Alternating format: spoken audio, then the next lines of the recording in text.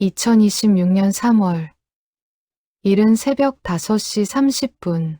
서울 북부의 한 사립대학교 인문관 3층 여자 화장실. 형광등 불빛이 하얗게 깔린 타일 바닥 위로 걸레질 소리가 규칙적으로 울려 퍼진다. 55세의 김정숙은 20회째 이곳에서 청소 일을 하고 있다. 무릎이 시큰거리지만 익숙한 손놀림으로 거울을 닦아낸다. 그녀의 손이 멈춘 것은 거울 모서리였다.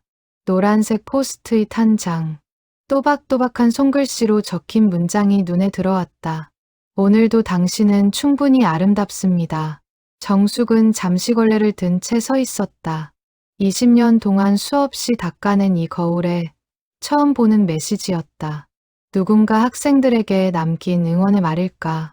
그녀는 조심스럽게 그 쪽지를 떼어내지 않고 거울 주변만 닦았다. 혹시 이 메시지를 기다리는 누군가가 있을지 모른다는 생각이 들었다. 다음 날 새벽, 같은 시간, 정숙이 3층 화장실 문을 열었을 때 어제의 노란 쪽지 옆에 파란색 쪽지가 하나 더 붙어 있었다. 시험이 두렵나요? 당신은 이미 여기까지 왔습니다. 그녀는 가만히 두 장의 쪽지를 바라보았다.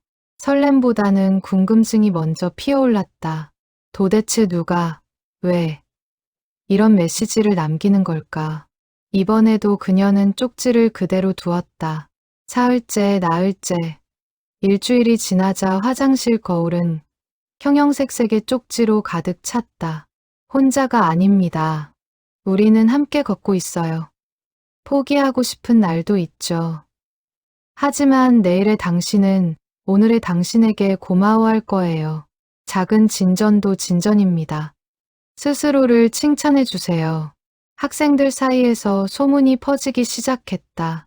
3층 여자 화장실 거울의 쪽지. SNS에는 사진이 올라오고 누가 붙이는 거냐는 추측이 난무했다.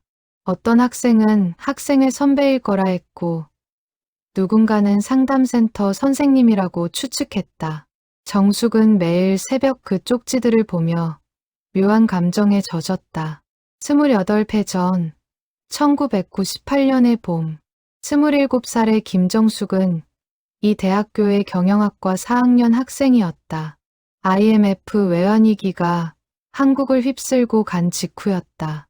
아버지가 운영하던 작은 인쇄소가 문을 닫았고 집안은 하루아침에 무너졌다. 등록금을 낼 수 없게 된 정숙은 휴학계를 내려 했다. 그때 한 교수가 그녀를 불렀다. 정숙 씨, 졸업까지 2학기밖에 안 남았어요. 여기서 포기하면 안 됩니다. 경영학과 박현준 교수. 40대 중반의 그는 엄격하기로 유명했지만 학생들의 사정을 누구보다 세심하게 살피는 사람이기도 했다. 교수님, 저 등록금을 마련할 길이 없습니다. 정숙의 목소리가 떨렸다. 박 교수는 잠시 생각하더니 말했다. 학교 장학금 신청은 해봤나요? 그리고 조교 자리가 하나 비었는데 관심 있으면 지원해보세요. 학비의 보탬이 될 겁니다. 그날 이후 정숙은 박 교수의 연구실에서 조교로 일하며 마지막 2학기를 버텼다. 박 교수는 그녀에게 논문 정리, 자료 복사 같은 일을 맡겼고 정숙은 새벽부터 밤까지 일하고 공부했다. 졸업식 날, 박 교수는 그녀에게 작은 봉투를 건넸다. 정숙 씨, 세상이 힘들어도 포기하지 마세요. 당신은 충분히 훌륭한 사람입니다. 봉투 안에는 취업 준비를 위한 격려금과 손글씨로 쓴 추천서가 들어 있었다. 하지만 인생은 정숙의 계획대로 흘러가지 않았다. 취업 시장은 얼어붙어 있었고 수십 군데 지원했지만 번번이 탈락했다. 집안 빚은 눈덩이처럼 불어났고 결국 그녀는 아르바이트로 생계를 이어가야 했다. 편의점, 식당, 공장 일할 수 있는 곳이라면 가리지 않았다. 2006년 35살이 된 정숙은 모교인 이 대학교의 청소 용역 회사에 입사했다. 첫 출근 날, 인문관 3층을 배정받았을 때 그녀의 가슴은 복잡했다. 이 건물 4층 연구실에서 27살의 자신이 박 교수님을 도우며 미래를 꿈꿨던 기억이 떠올랐다. 학생으로 걷던 복도를 이제는 걸레와 쓰레받기를 들고 걷는다. 어느 날 새벽 정숙은 4층으로 올라가 박 교수의 연구실 문패를 확인했다. 경영학과 박현준 교수. 문패는 그대로였지만 불이 꺼진 연구실은 텅 비어 보였다. 그녀는 인사를 드릴 용기가 나지 않았다. 대학을 졸업하고도 결국 청소부가 된 자신을 보여주고 싶지 않았다. 그렇게 10년이 흘렀다. 2016년 정숙은 우연히 학교 게시판에서 부고를 보았다. 박현준 교수가 갑작스러운 심장마비로 세상을 떠났다는 소식이었다. 향년 63세, 장례식장 주소가 적혀 있었다. 정숙은 그날 밤 장례식장을 찾아갔다. 조문객들 사이에 조용히 서서 영정 사진 속 박 교수의 얼굴을 바라보았다.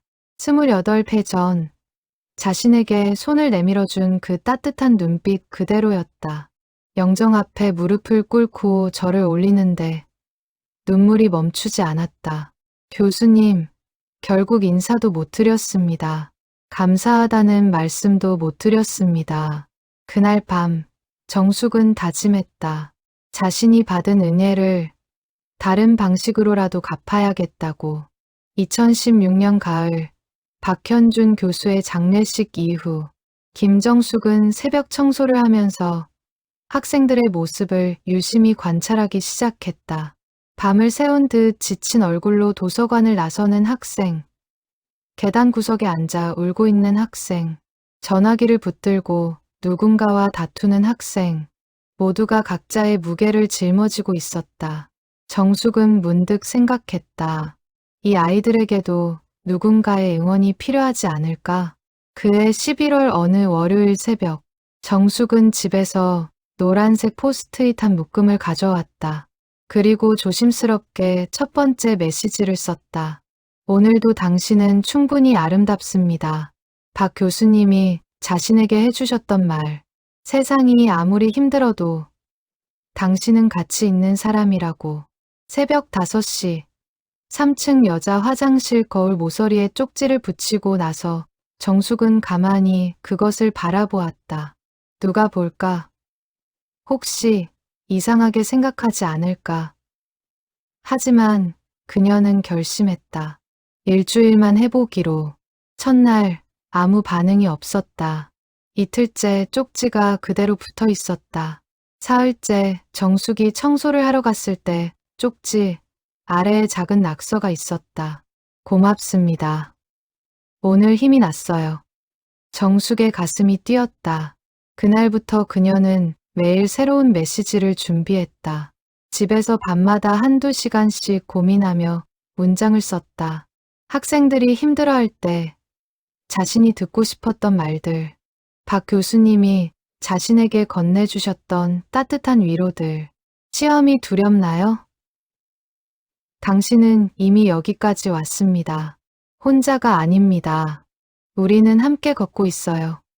작은 진전도 진전입니다. 스스로를 칭찬해 주세요.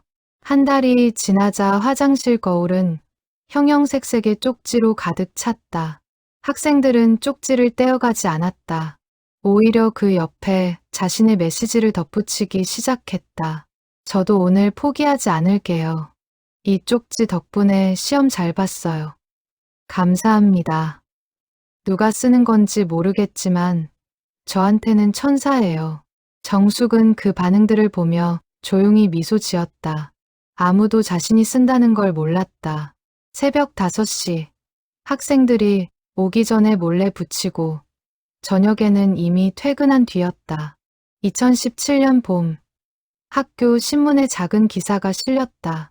3층 화장실 거울의 기적, 익명의 응원 쪽지. 학생들에게 희망을 전하다. 기사에는 쪽지를 보고 자퇴를 포기했다는 한 학생의 인터뷰가 실렸다. 중간고사에서 F를 받고 모든 게 무너진 것 같았어요. 집도 어렵고 성적도 안 나오고 자퇴서를 쓰려고 화장실에 갔는데 거울에 붙은 쪽지를 봤어요. 포기하고 싶은 날도 있죠. 하지만 내일의 당신은 오늘의 당신에게 고마워할 거예요. 그 문장을 보고 울었어요. 누군가 저를 응원해주는 것 같았어요. 정숙은 휴게실에서 그 기사를 읽으며 눈시울이 붉어졌다. 같은 용역 회사 동료인 50대 이숙자가 물었다. 정숙아, 너 그 쪽지 누가 붙이는지 알아? 아뇨. 저도 궁금해요. 정숙은 태연하게 대답했다. 숙자는 고개를 저으며 말했다. 참 신기한 일이야. 요즘 학생들이 얼마나 각박한데 저런 따뜻한 마음을 가진 사람이 있다니. 정숙은 아무 말 없이 미소만 지었다.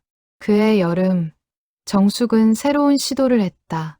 3층뿐 아니라 2층, 4층, 심지어 남자 화장실에도 쪽지를 붙이기 시작한 것이다.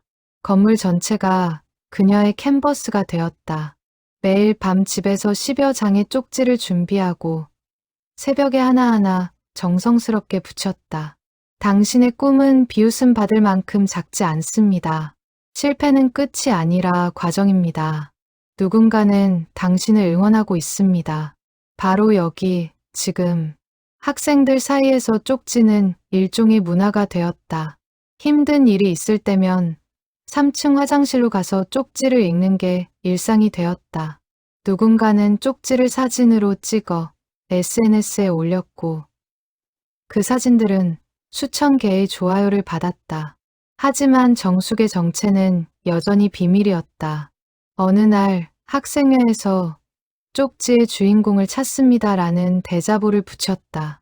감사 인사를 전하고 싶다는 내용이었다. 정숙은 그 대자보를 보며 빙그레 웃었다. 하지만 나서지 않았다. 내가 누군지는 중요하지 않아. 이 아이들이 힘을 얻는 게 중요하지. 2018년 겨울, 정숙은 개인적으로 힘든 시기를 겪고 있었다. 오랜 무릎 통증이 악화되어 병원에 갔더니 인공관절 수술을 권유받았다. 수술비는 300만 원. 그녀에게는 큰돈이었다. 한 달 월급이 180만 원. 거기서 월세와 생활비를 빼면 저축은커녕 빠듯했다. 그날 밤, 정숙은 쪽지를 쓰다가 멈췄다. 나도 힘든데 이걸 계속할 수 있을까? 하지만 그녀는 펜을 다시 들었다. 힘들 때일수록 누군가를 위한 작은 친절이 나를 살립니다. 그 문장을 쓰며 정숙은 깨달았다. 이 쪽지는 학생들을 위한 것이기도 하지만 동시에 자신을 위한 것이기도 했다. 누군가에게 희망을 주는 행위가 결국 자신에게도 살아갈 이유를 주고 있었다. 무릎 수술은 미뤘다. 진통제로 버티며 계속 일했다. 그리고 쪽지도 계속 붙였다. 2019년 봄, 어느 수요일 새벽, 경영학과 3학년 박지원은 밤샘 스터디를 마치고 새벽 5시에 화장실로 향했다. 중간고사를 일주일 앞둔 시점이었고 그녀는 지난 이틀 동안 거의 잠을 자지 못했다. 눈꺼풀이 무겁고 머리가 지끈거렸다. 화장실 문을 열고 들어서는 순간 지원은 멈췄다. 거울 앞에 누군가 서 있었다. 50대 중반으로 보이는 여성. 청소복을 입고 손에는 노란색 포스트잇과 펜을 들고 있었다. 그 여성은 조심스럽게 거울 모서리에 쪽지를 붙이고 있었다. 김정숙이었다. 지원과 정숙의 눈이 마주쳤다. 순간 시간이 멈춘 것 같았다. 정숙의 얼굴에 당황한 기색이 스쳤고 지원은 말문이 막혔다. 둘은 몇 초간 말없이 서로를 바라보았다. 정숙이 먼저 입을 열었다. 일찍 일어났구나. 목소리가 약간 떨렸다. 지원은 거울을 바라보았다. 방금 붙인 쪽지에는 이렇게 적혀 있었다. 완벽하지 않아도 괜찮습니다. 당신은 최선을 다하고 있으니까요. 지원의 눈에 눈물이 고였다. 아주머니가 쓰신 거예요? 이 모든 쪽지를요? 정숙은 잠시 망설이다가 고개를 끄덕였다. 응, 아무한테도 말하지 않았으면 좋겠구나. 지원은 천천히 다가가 거울에 붙은 수십 장의 쪽지들을 바라보았다. 지난 몇 달 동안 자신이 힘들 때마다 읽었던 그 문장들. 시험 전날 밤, 가족과 싸우고 난 후, 취업 걱정에 잠 못 이루던 날, 이 쪽지들이 얼마나 큰 위로가 되었는지. 왜 하세요? 지원이 물었다. 정숙은 잠시 생각하다가 대답했다. 옛날에 나도 누군가한테 도움을 받았단다. 그 은혜를 갚고 싶어서 그분께 직접 갚으면 되잖아요. 그분은 이제 안 계셔. 정숙의 목소리가 잠겼다. 지원은 더 묻지 않았다. 대신 조용히 말했다. 저 이 쪽지들 덕분에 자퇴 안 했어요. 작년에 정말 힘들었거든요. 근데 거울에서 포기하지 마세요라는 쪽지를 보고 버텼어요. 정숙은 지원을 바라보았다. 21살쯤 되어 보이는 그 학생의 얼굴에서 28배 전 자신의 모습이 겹쳐 보였다. 잘했구나. 정말 잘했어. 두 사람은 그렇게 새벽 화장실에서 잠시 서 있었다.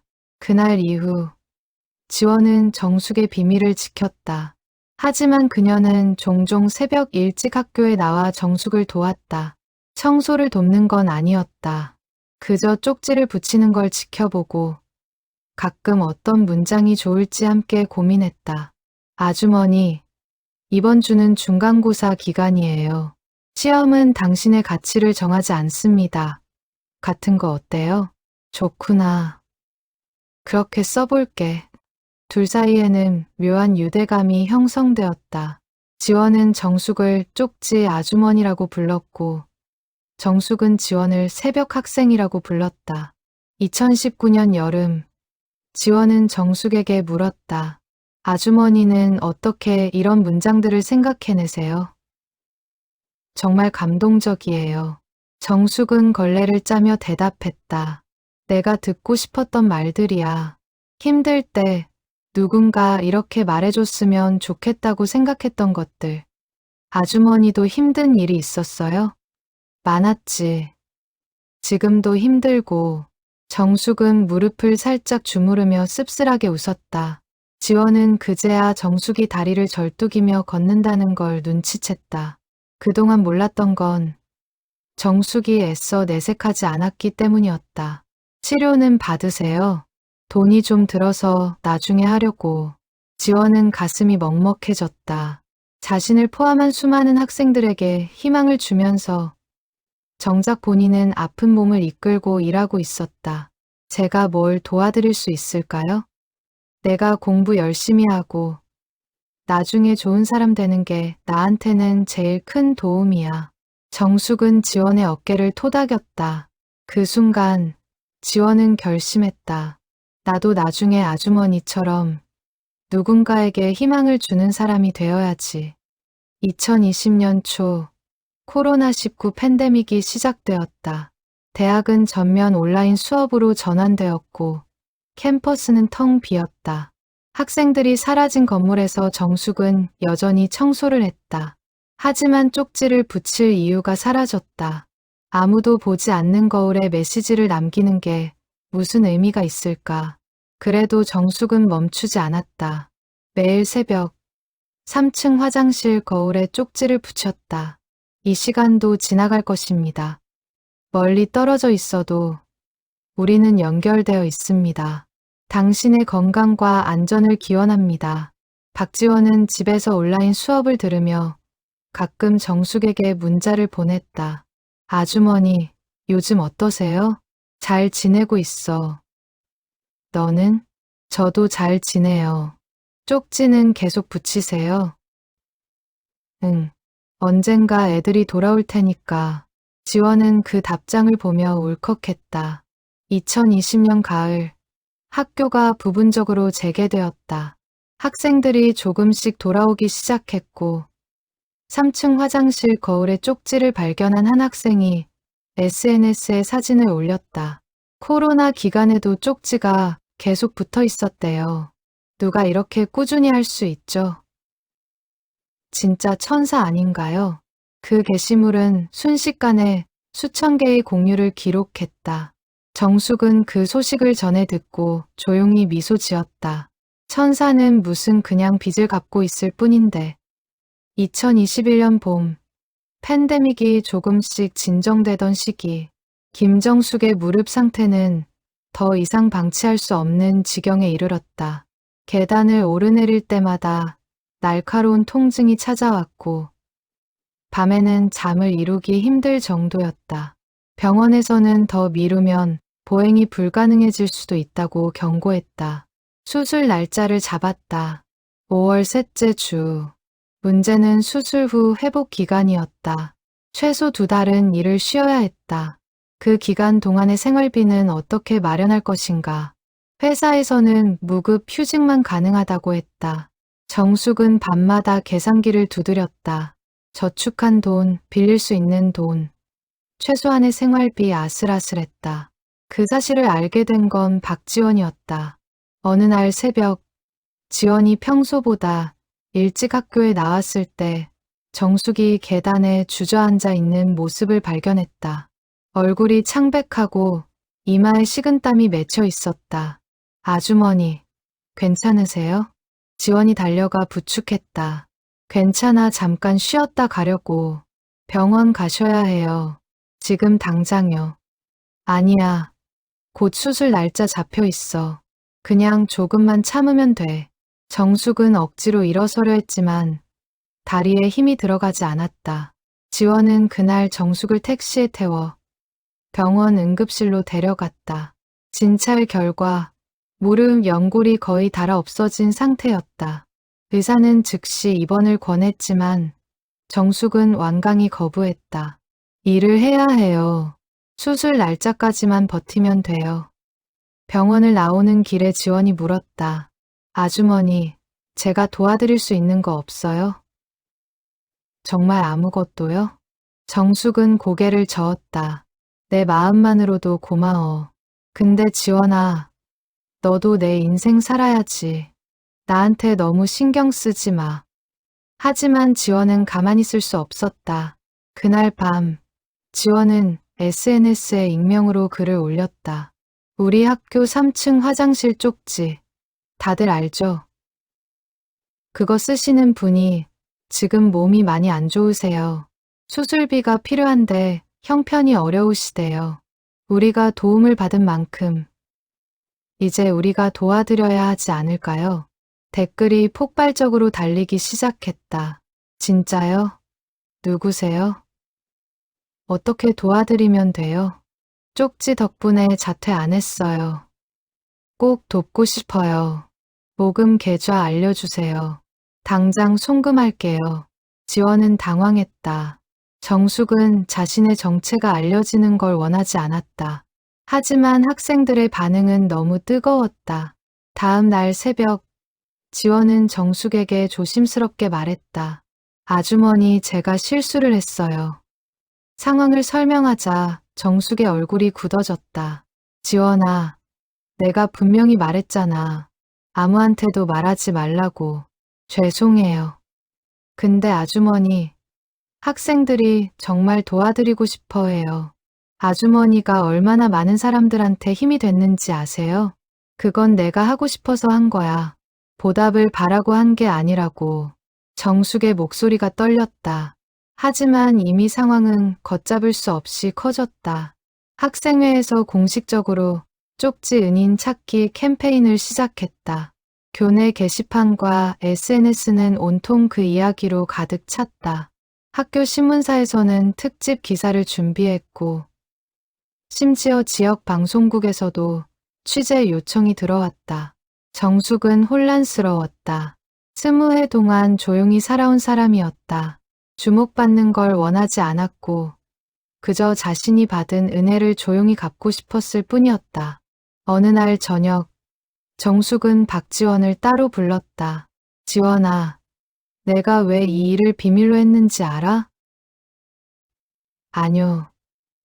내가 누군지 알려지면 쪽지의 의미가 사라져. 청소 아주머니가 쓴 거구나 하면서 사람들이 다르게 볼 거야. 어쩌면 동정할 수도 있고.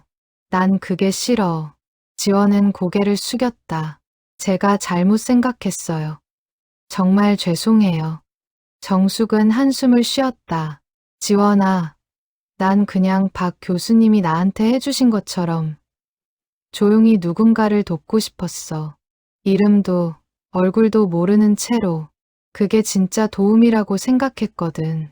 그날 밤 지원은 다시 SNS에 글을 올렸다. 쪽지 은인을 찾는 건 여기서 멈추겠습니다. 그분은 알려지는 걸 원하지 않으세요. 우리가 할 수 있는 건 그분이 우리에게 해주신 것처럼 우리도 누군가에게 조용히 친절을 베푸는 거예요. 그게 진짜 감사를 표하는 방법이라고 생각해요. 학생들의 반응은 엇갈렸다. 어떤 이들은 이해했지만 어떤 이들은 여전히 궁금해했다. 하지만 시간이 지나면서 열기는 조금씩 식어갔다. 정숙은 안도의 한숨을 쉬었다. 그리고 5월 예정대로 수술을 받았다. 수술은 성공적이었다. 하지만 회복 과정은 생각보다 힘들었다. 병원비와 생활비로 저축은 바닥났고 2달간의 무급 휴직 기간 동안 정숙은 최소한의 생활만 유지했다. 그 기간 동안 3층 화장실 거울에는 쪽지가 붙지 않았다. 학생들은 궁금해했다. 쪽지가 왜 안 붙지? 혹시 그만두신 건 아니겠지? 박지원은 그 댓글들을 보며 마음이 아팠다. 하지만 정숙과의 약속을 지켰다. 아무에게도 말하지 않았다. 2021년 7월 말 정숙이 복귀했다. 첫 출근 날 아직 무릎이 완전히 회복되지 않았지만 그녀는 다시 걸레와 쓰레받기를 들었다. 그리고 집에서 준비해온 쪽지, 뭉치를 꺼냈다. 오랜만입니다. 그동안 잘 지내셨나요? 기다림의 시간도 의미가 있습니다. 다시 시작하는 용기. 당신은 이미 가지고 있어요. 거울에 쪽지를 붙이며 정숙은 눈물을 참았다. 박 교수님, 제가 또 해냈어요. 포기하지 않았어요. 2022년 가을, 정숙이 수술해서 완전히 회복한 지 1년이 지난 시점, 캠퍼스는 다시 활기를 되찾았다. 코로나19의 그림자가 걷히고 학생들은 마스크를 벗고 자유롭게 웃었다. 3층 화장실 거울의 쪽지도 여전히 매일 새로운 메시지로 채워졌다. 그런데 정숙은 이상한 변화를 감지했다. 자신이 붙이지 않은 쪽지들이 나타나기 시작한 것이다. 처음에는 학생들이 답장처럼 적어두는 거라고 생각했다. 하지만 그게 아니었다. 누군가 정숙과 똑같은 방식으로 정성스럽게 쓴 응원 메시지를 거울에 붙이고 있었다. 당신의 오늘 하루도 소중합니다. 작은 실수는 큰 배움의 시작이에요. 필체도 다르고 쪽지 색깔도 달랐다. 정숙이 주로 노란색과 파란색을 쓴다면 이 새로운 쪽지들은 분홍색과 연두색이었다. 정숙은 궁금했다. 도대체 누가? 어느 날 새벽, 정숙은 평소보다 조금 늦게 3층에 도착했다. 그런데 화장실에서 불빛이 새어나왔다. 누군가 안에 있었다. 조심스럽게 문을 열자 20대 중반으로 보이는 젊은 여성이 거울 앞에 서 있었다. 손에는 분홍색 포스트잇과 펜. 그녀는 정성스럽게 문장을 쓰고 있었다. 누구세요? 정숙이 물었다. 여성이 깜짝 놀라 돌아봤다. 그리고 정숙을 보자 당황한 표정을 지었다. 아, 저 죄송해요. 청소 방해하려던 건 아니고. 쪽지 붙이는 거예요? 네, 혹시 아주머니도? 두 사람은 잠시 침묵했다. 그 여성은 자신을 소개했다. 이름은 한미래. 이 대학 졸업생이자 현재 근처 서점에서 일하는 28세의 여성이었다. 저 사실 학생 때 이 쪽지들 덕분에 살았어요. 그래서 졸업하고도 가끔 학교에 와서 쪽지를 붙여요. 제가 받은 도움을 다른 학생들한테도 주고 싶어서요. 정숙은 놀라움과 감동이 뒤섞인 표정으로 미래를 바라보았다. 그럼 당신도 모르는 사람이었어요? 원래 쪽지 쓰던 사람이? 네, 몰라요. 근데 그게 중요한가요? 누군가 시작했고 저는 그걸 이어가고 싶었어요. 정숙의 눈에 눈물이 고였다. 자신이 시작한 작은 불씨가 다른 사람에게 옮겨 붙어 계속 타오르고 있었다. 박 교수님이 자신에게 베푼 친절이 자신을 거쳐 다른 사람에게 전달되고 그것이 또 다른 사람으로 이어지고 있었다. 미래 씨, 고마워요. 정숙이 말했다. 제가 더 감사하죠. 처음 쪽지 쓰신 분께 두 사람은 그날 이후 쪽지 동료가 되었다. 정숙은 새벽에, 미래는 저녁에 학교를 찾아와 각자의 메시지를 남겼다. 둘은 서로의 스케줄을 조율해 쪽지가 겹치지 않도록 했다. 때로는 서로의 쪽지의 댓글처럼 답장을 남기기도 했다.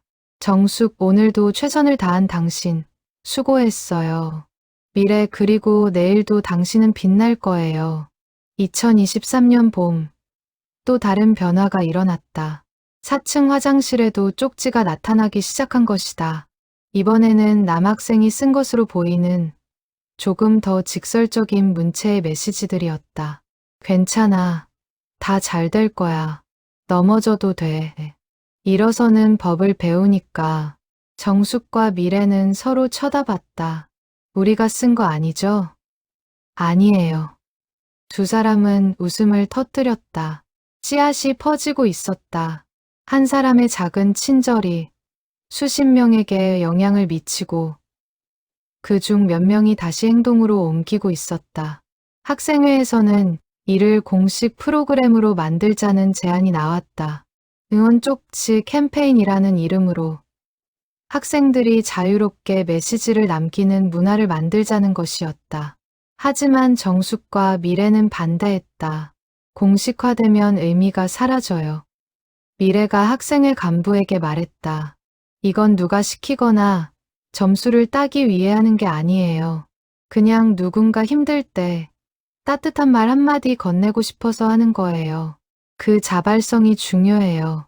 학생회는 결국 공식 프로그램화를 포기했다. 대신 쪽지 문화는 자연스럽게 캠퍼스 전체로 퍼져나갔다. 인문관뿐 아니라 공대, 예체능관, 심지어 기숙사, 화장실에서도 쪽지가 나타나기 시작했다.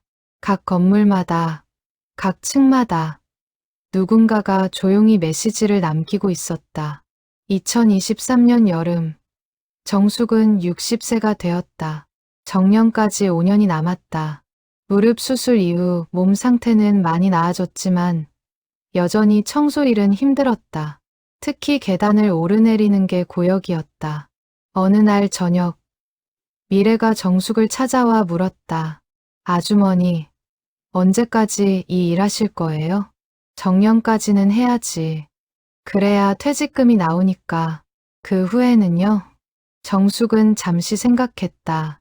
글쎄 생각해 본 적 없어. 그냥 하루하루 사는 거지 뭐. 미래는 조심스럽게 말했다. 아주머니 이야기, 누군가 기록해야 하지 않을까요? 박 교수님 이야기랑 아주머니가 왜 쪽지를 시작했는지. 왜? 그게 중요해? 네, 중요해요. 아주머니 덕분에 얼마나 많은 사람이 힘을 얻었는지 아세요? 그 이야기가 더 많은 사람한테 전해지면 더 많은 선한 영향력이 퍼질 거예요. 정숙은 고개를 저었다. 난 그런 거 안 좋아해. 조용히 살다 가고 싶어. 하지만 미래의 말은 정숙의 마음 한구석에 남았다. 혹시 자신의 이야기가 누군가에게 또 다른 영감이 될 수 있을까? 2024년 초, 정숙은 건강 검진에서 당뇨 진단을 받았다. 심각한 수준은 아니었지만 관리가 필요했다. 식단 조절, 규칙적인 운동, 약 복용. 60세의 몸은 예전 같지 않았다. 회사에서는 정숙에게 비교적 덜 힘든 1층 배치를 제안했다. 하지만 정숙은 거절했다. 3층에 계속 있고 싶어요. 왜요? 계단 오르내리는 게 힘드실 텐데. 그냥 익숙해서요. 진짜 이유는 말하지 않았다. 3층 화장실 거울. 그곳에 쪽지를 붙이는 일이 정숙에게는 단순한 일상이 아니라 삶의 의미였다. 그해 봄, 박지원에게서 연락이 왔다. 지원은 졸업 후 중견 기업에 취직해 마케팅 부서에서 일하고 있었다. SNS를 통해 가끔 안부를 주고받았지만 직접 만난 건 오랜만이었다. 아주머니, 제가 드릴 말씀이 있어요. 학교 근처 카페에서 만난 지원은 진지한 표정이었다. 회사에서 CSR 프로그램을 기획 중인데요. 익명의 친절 캠페인을 준비하고 있어요. 아주머니 이야기를 중심으로요. 정숙은 고개를 저었다. 지원아, 나 그런 거 싫다고 했잖아. 알아요. 근데 아주머니 이름은 안 나가요. 그냥 어느 대학 청소원의 이야기로만. 대신 그 메시지는 전국으로 퍼뜨리고 싶어요. 더 많은 사람이 작은 친절의 힘을 알았으면 좋겠어요. 정숙은 한참을 고민했다. 내 이름이 절대 안 나간다는 보장이 있어. 약속드려요. 그럼 해봐. 지원의 얼굴이 환해졌다. 그해 여름, 전국 주요 대학 화장실의 쪽지 캠페인이 시작되었다. 누군가의 작은 친절이 세상을 바꿉니다. 포스터와 함께 무료 포스트잇이 배포되었고 학생들은 자발적으로 응원 메시지를 쓰기 시작했다. 캠페인은 SNS를 통해 빠르게 확산되었다. 정숙은 뉴스에서 그 소식을 보며 조용히 눈물을 흘렸다. 자신이 시작한 작은 행동이 이렇게 큰 파장을 만들 줄은 몰랐다. 하지만 동시에 두려움도 있었다. 혹시 자신의 정체가 밝혀지면 어떡하지? 사람들이 실망하지 않을까? 고작 청소부였어. 하면서 그 두려움은 현실이 되었다. 2024년 가을, 한 온라인 커뮤니티에 글이 올라왔다. 쪽지 캠페인의 원조, 실제 주인공을 찾았습니다. 글에는 정숙의 이름과 사진이 포함되어 있었다. 누군가 학교 관계자를 통해 알아낸 모양이었다. 댓글은 폭발했다. 대부분은 감동과 응원이었지만 일부는 냉소적이었다. 청소부가 대학생한테 조언한다는 게 웃기네. 본인 인생도 못 사는 사람이 무슨 응원을 해. 정숙은 그 댓글들을 보며 가슴이 무너졌다. 역시 그랬구나. 사람들은 메시지의 내용이 아니라 누가 말했느냐를 중요하게 여긴다. 며칠 동안 정숙은 쪽지를 붙이지 못했다. 손이 떨려서 글씨를 쓸 수가 없었다. 그때 한미래가 찾아왔다. 아주머니, 괜찮으세요? 미래야, 난 이제 그만두려고. 왜요? 사람들이 날 보는 눈이 달라졌어. 청소부 주제에 감히 누구한테 조언을 한다고. 미래는 정숙의 손을 꽉 잡았다. 아주머니, 악플 단 사람이 몇 명인데요? 10명, 20명? 근데 아주머니 쪽지 보고 힘 얻은 사람은 몇 명인데요? 수백, 수천 명이에요. 저도 그중 한 명이고요. 하지만 아주머니가 누군지는 중요하지 않아요. 중요한 건 아주머니가 전한 메시지예요. 그 따뜻함이에요. 그걸 사람들은 기억할 거예요. 정숙은 울음을 터뜨렸다. 미래는 정숙을 꼭 안아주었다. 일주일 후, 정숙은 다시 쪽지를 붙이기 시작했다. 하지만 이번에는 조금 다른 메시지였다. 완벽한 사람만 다른 사람을 도울 수 있는 건 아니에요. 상처받은 사람이기에 다른 이의 아픔을 더 잘 알 수 있죠. 당신의 과거가 아니라 당신의 선택이 당신을 정의합니다. 그 쪽지들을 본 학생들은 정숙에게 더 큰 응원을 보냈다. SNS에는 샵 쪽지 아주머니를 응원합니다. 해시태그가 등장했다. 수만 개의 게시물이 올라왔고 사람들은 자신이 받은 작은 친절들을 공유했다. 정숙은 그제야 깨달았다. 자신이 두려워했던 것. 사람들의 시선은 생각보다 중요하지 않았다. 중요한 건 자신이 올바르다고 믿는 일을 계속하는 것. 박 교수님이 자신에게 그랬던 것처럼 2024년 겨울 정숙은 한 통의 편지를 썼다. 박현준 교수의 유족에게 보내는 편지였다. 28년 만에 처음 쓰는 감사의 편지. 편지에는 자신이 어떻게 교수님의 도움으로 대학을 졸업했는지, 그리고 그 은혜를 어떻게 갚으려 노력했는지가 담겨 있었다. 답장은 한 달 후에 왔다. 박 교수의 딸이 보낸 편지였다. 김정숙 씨께. 아버지는 생전에 종종 당신 이야기를 하셨어요. 어려운 상황에서도 포기하지 않던 학생이라고. 아버지가 가장 자랑스러워하던 제자 중 한 명이셨어요. 당신이 아버지의 가르침을 이렇게 아름답게 실천하고 계신다니 아버지도 기뻐하실 거예요. 정숙은 그 편지를 읽으며 눈물을 흘렸다. 그리고 확신했다. 자신이 걷고 있는 길이 옳다는 것을. 2025년 봄, 정숙은 61세가 되었다. 몸은 예전 같지 않았지만 마음만은 20살처럼 뜨거웠다. 매일 새벽 5시, 여전히 3층 화장실 거울 앞에 섰다. 쪽지를 붙이는 손길은 여전히 정성스러웠다. 그런데 요즘 정숙은 새로운 고민이 생겼다. 정년이 4년밖에 남지 않았다는 것. 자신이 퇴직하고 나면 이 쪽지는 누가 이어갈까? 한미래는 여전히 저녁에 학교를 찾아와 쪽지를 붙였지만 그녀에게도 자신의 삶이 있었다. 서점 일도 바빴고 최근에는 결혼 준비까지 하고 있었다. 미래야, 결혼하면 이제 학교 못 오겠네? 정숙이 아쉬운 듯 물었다. 에이, 뭐려. 결혼해도 가끔씩은 올 수 있죠. 하지만 정숙은 알고 있었다. 사람의 우선순위는 바뀌기 마련이다. 그게 자연스러운 일이다.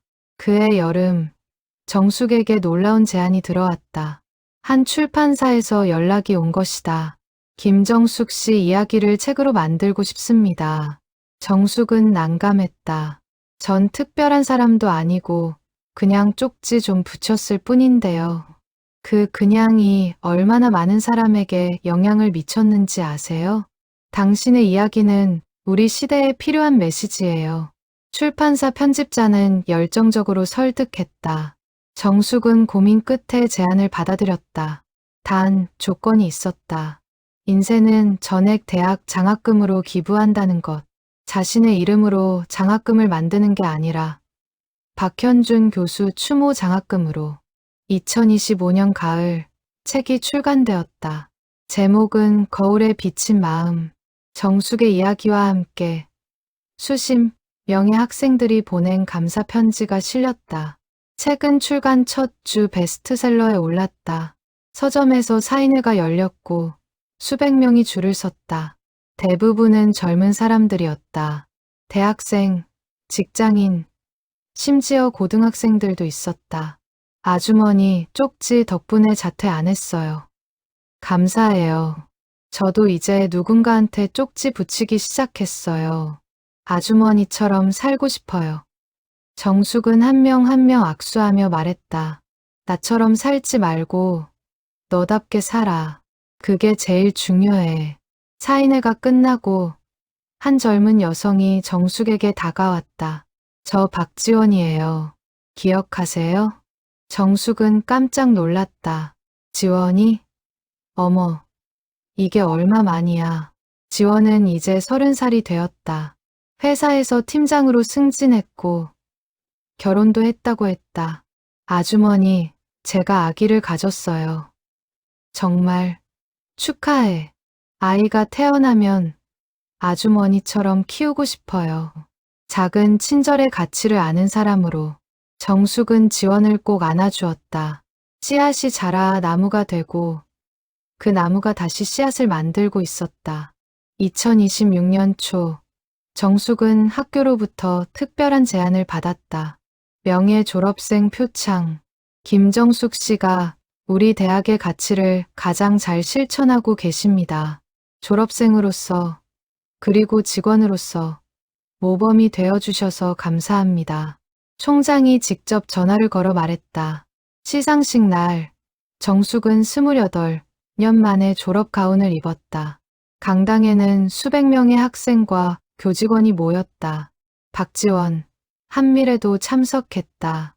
심지어 박현준 교수의 유족도 와 있었다. 총장이 상패를 건네며 말했다. 김정숙 씨는 우리에게 가장 중요한 교훈을 가르쳐 주셨습니다. 진짜 가치는 지위나 직업이 아니라 어떻게 사느냐에 있다는 것을요. 정숙은 떨리는 손으로 상패를 받았다. 그리고 단상에 올라 마이크를 잡았다. 저는 특별한 사람이 아닙니다. 그냥 빚을 갚으려 했을 뿐이에요. 28년 전, 한 교수님이 저에게 손을 내밀어 주셨어요. 그분 덕분에 전 대학을 졸업할 수 있었어요. 그 은혜를 갚을 길이 없어서 다른 학생들한테 작은 친절을 베풀었을 뿐이에요. 정숙의 목소리가 떨렸다. 여러분도 언젠가 누군가의 도움을 받을 거예요. 그때 기억하세요. 그 은혜는 꼭 그 사람한테 갚을 필요가 없어요. 다른 누군가에게 전해주세요. 그렇게 세상은 조금씩 따뜻해집니다. 강당은 박수 소리로 가득 찼다. 정숙은 눈물을 닦으며 자리로 돌아갔다. 행사가 끝나고 박 교수의 딸이 정숙에게 다가왔다. 정숙 씨, 아버지가 살아계셨다면 정말 기뻐하셨을 거예요. 교수님께 정말 감사해요. 제 인생을 바꿔주셨어요. 아니에요. 아버지는 그저 기회를 주셨을 뿐이에요. 그 기회를 붙잡은 건 당신이고, 그걸 다른 사람들에게 나눠준 것도 당신이에요. 두 사람은 오래 포옹했다. 그날 밤, 정숙은 3층 화장실에 마지막 쪽지를 붙였다. 감사합니다. 여러분 덕분에 제 삶이 의미 있었어요. 그리고 거울에 비친 자신의 얼굴을 바라보았다. 주름진 얼굴, 하얀 머리카락. 하지만 눈빛만은 27살 때처럼 빛나고 있었다. 2028년 겨울, 김정숙은 63세로 정년퇴직을 맞이했다. 22년간의 청소 일을 마무리하는 날이었다. 마지막 근무일, 정숙은 평소처럼 새벽 5시에 출근했다. 하지만 이번에는 청소도구 대신 작은 가방 하나만 들고 있었다. 3층 복도는 어둡고 고요했다. 정숙은 천천히 화장실로 향했다. 문을 열자 거울에는 여전히 수십 장의 쪽지가 붙어 있었다. 자신이 쓴 것도 있고, 한미래가 쓴 것도 있고, 익명의 학생들이 남긴 것도 있었다. 정숙은 가방에서 마지막 쪽지를 꺼냈다. 금색 포스트잇. 평소와는 다른 색이었다. 모든 끝은 새로운 시작입니다. 당신의 내일도 응원합니다. 쪽지를 거울 정중앙에 붙이고 정숙은 한참을 그것을 바라보았다. 20년, 7300일, 매일 새벽, 이 자리에서 누군가를 위한 메시지를 남겼다. 처음에는 박 교수님께 받은 은혜를 갚기 위해서였다. 하지만 시간이 지나면서 깨달았다. 이 일은 다른 사람을 위한 것이기도 했지만 동시에 자신을 위한 것이기도 했다. 누군가에게 희망을 주는 일이 결국 자신의 삶에도 희망을 주었다. 오전 9시 퇴직식이 열렸다. 학교 측에서 특별히 마련한 자리였다. 총장, 교직원, 그리고 수십 명의 학생들이 참석했다. 박지원과 한미래도 있었다. 미래는 이제 두 아이의 엄마가 되어 있었고 지원도 곧 둘째를 출산할 예정이었다. 총장이 정숙에게 감사패와 함께 봉투를 건넸다. 김정숙 씨, 20년간 수고 많으셨습니다. 당신은 이 대학의 진정한 교육자였습니다. 봉투 안에는 퇴직금과 함께 특별 격려금이 들어 있었다.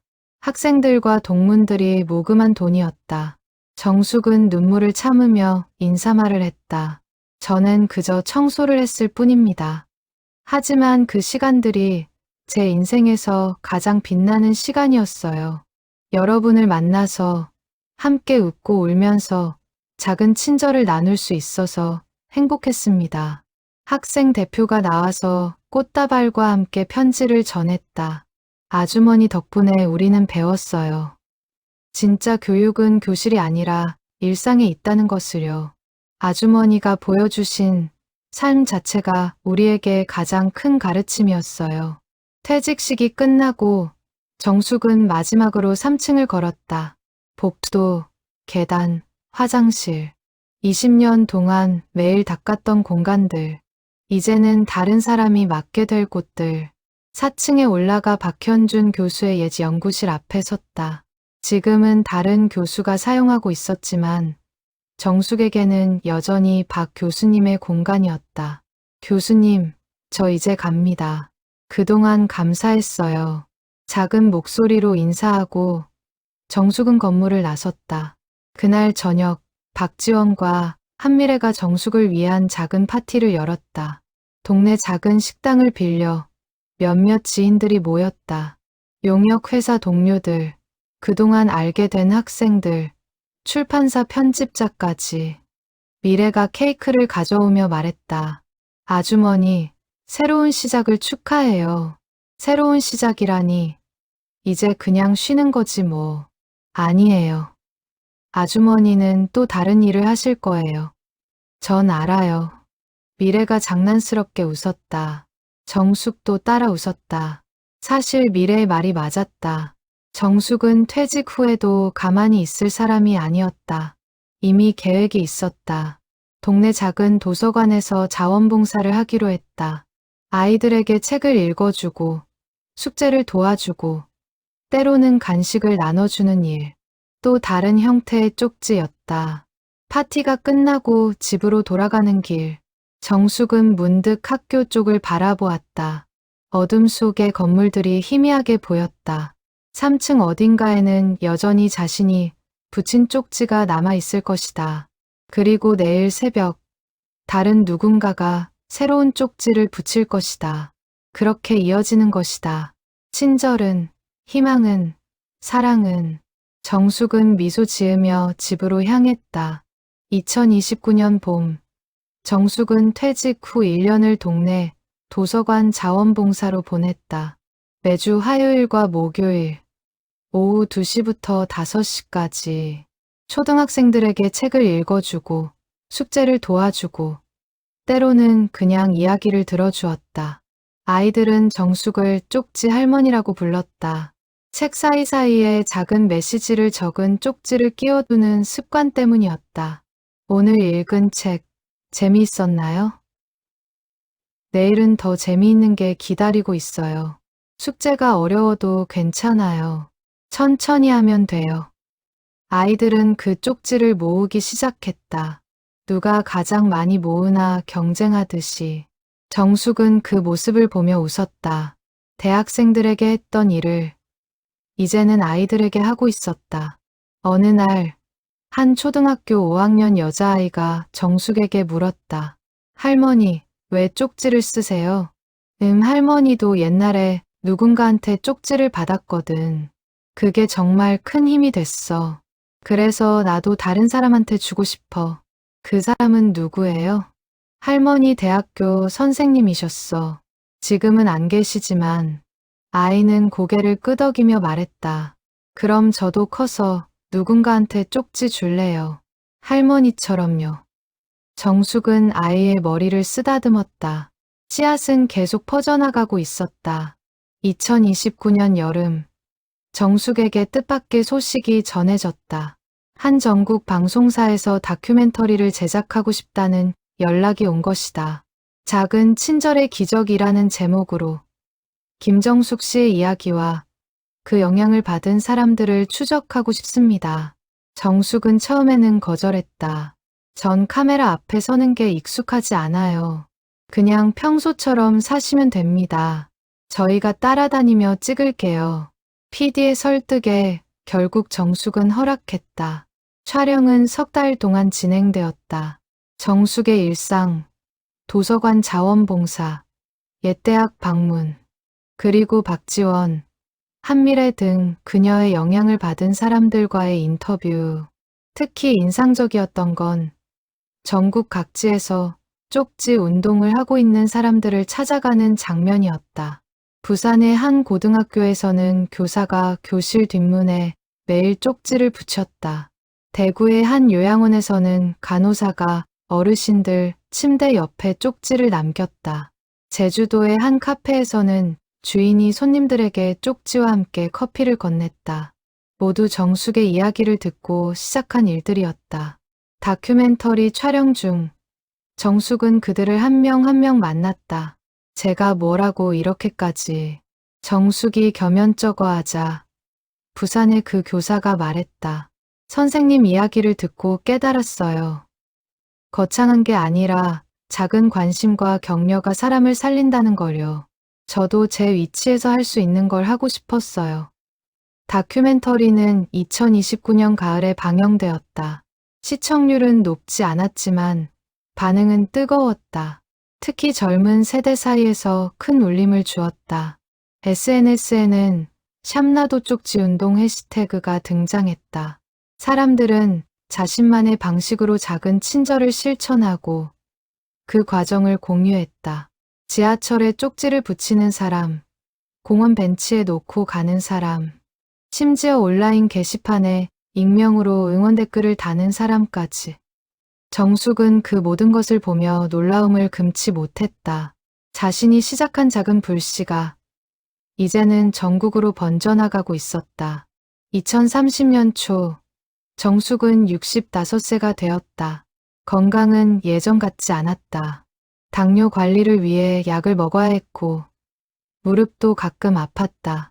하지만 마음만은 여전히 젊었다. 박지원이 둘째 아이를 데리고 정숙을 찾아왔다.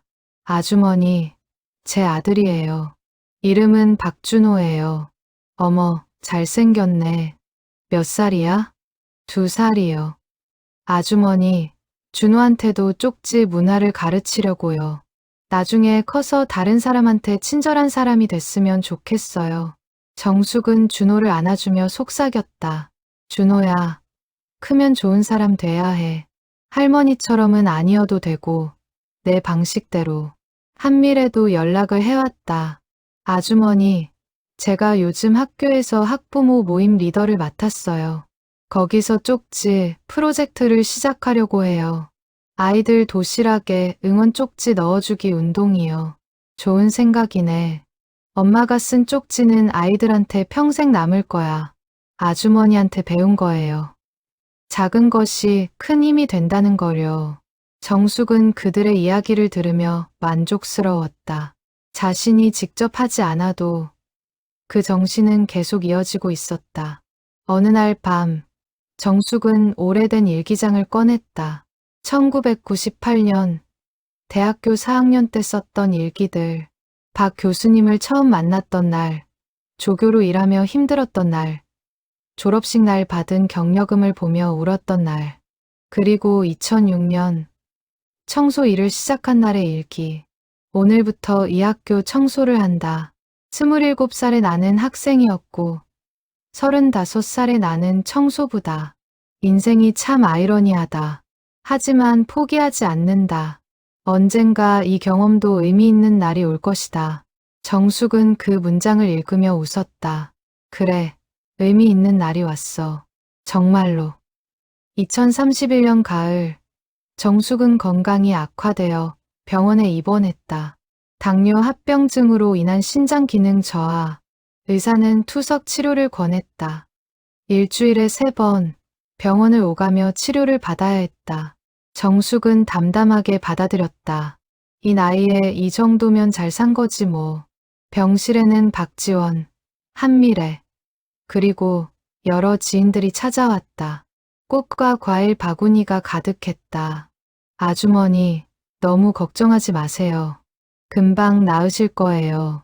지원이 손을 잡으며 말했다. 응, 나도 그렇게 믿어. 아직 할 일이 남았거든. 무슨 일이요? 비밀. 정숙은 장난스럽게 웃었다. 사실 정숙에게는 하나의 계획이 있었다. 마지막 책을 쓰는 것.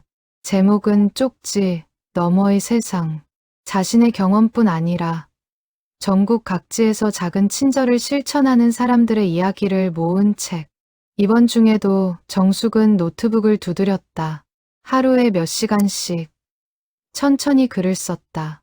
간호사들은 그 모습을 보며 놀라워했다. 환자분, 쉬셔야죠. 괜찮아요. 이게 제일 좋은 치료예요. 실제로 글을 쓸 때 정숙은 통증을 잊었다. 과거의 기억들, 만났던 사람들, 그들의 눈물과 웃음을 떠올리며 타이핑하는 순간만큼은 평화로웠다. 석 달 후, 원고가 완성되었다. 출판사에 보냈고 편집자는 감격하며 전화를 걸어왔다. 정숙 씨, 이건 단순한 에세이가 아니에요. 우리 시대의 기록이에요. 꼭 출간하겠습니다. 2032년 봄, 책이 출간되었다. 쪽지 너머의 세상은 출간 즉시 베스트셀러가 되었다. 독자들은 정숙의 이야기뿐 아니라 책에 실린 수십 명의 평범한 사람들 이야기에 감동했다. 학교 선생님, 택시 기사, 편의점 아르바이트생, 요양보호사 각자의 자리에서 작은 친절을 실천하는 사람들. 한 독자가 서평을 남겼다. 이 책을 읽고 깨달았다. 영웅은 특별한 사람이 아니라 특별한 선택을 하는 평범한 사람이다. 정숙은 그 서평을 읽으며 눈물을 흘렸다.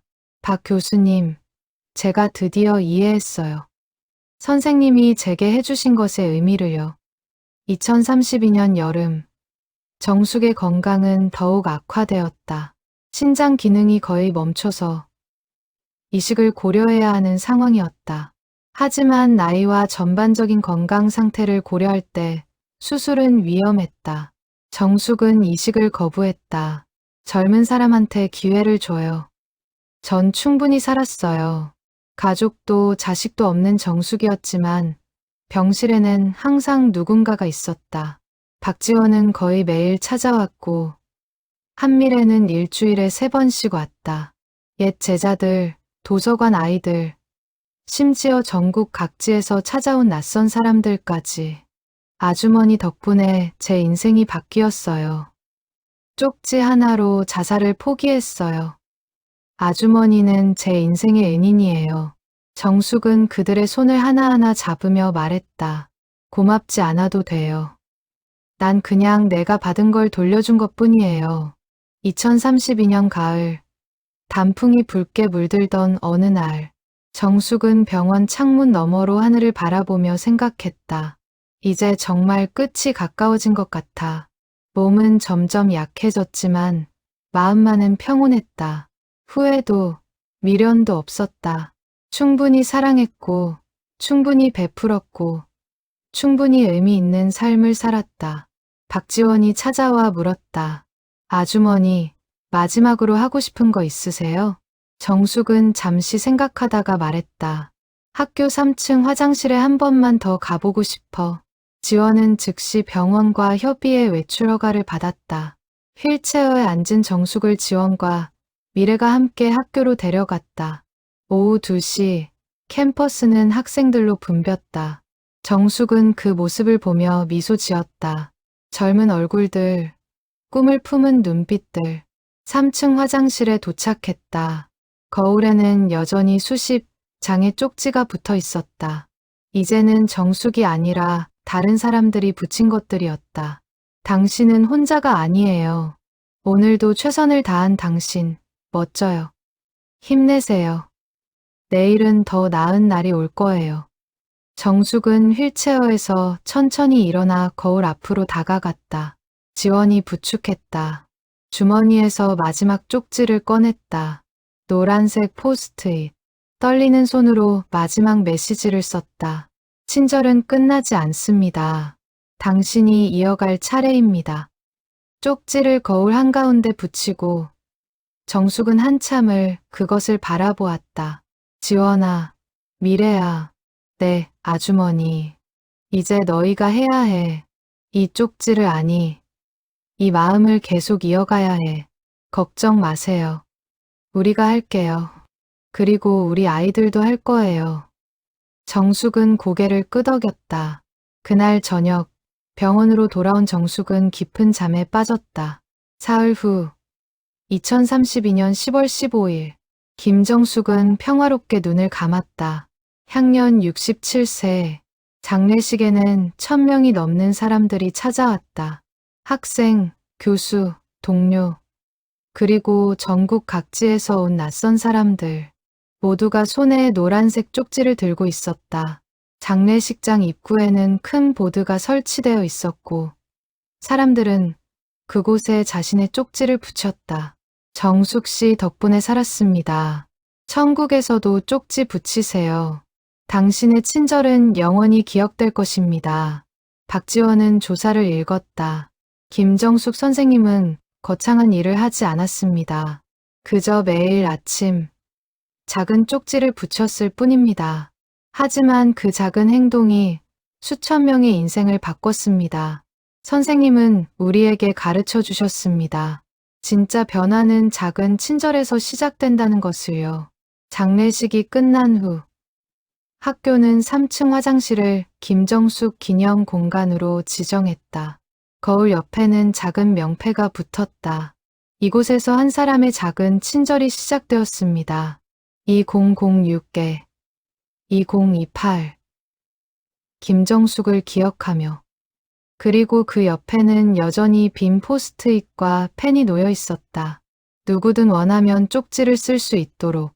2033년 봄, 정숙이 떠난 지 6개월 후, 박지원의 아들 준호가 초등학교에 입학했다. 첫 등교 날, 지원은 준호의 도시락에 작은 쪽지를 넣어주었다. 준호야, 첫날이라 떨리지? 괜찮아. 엄마가 응원해. 넌 잘할 수 있어. 준호는 점심시간에 그 쪽지를 읽고 울컥했다. 그리고 결심했다. 나중에 크면 엄마처럼, 쪽지 할머니처럼 다른 사람을 응원하는 사람이 되겠다고. 전국 각지에서 수많은 사람들이 여전히 쪽지를 붙이고 있었다. 학교, 병원, 카페, 도서관, 지하철, 공원, 어디든 누군가 힘들어할 것 같은 곳이라면 작은 메시지가 나타났다.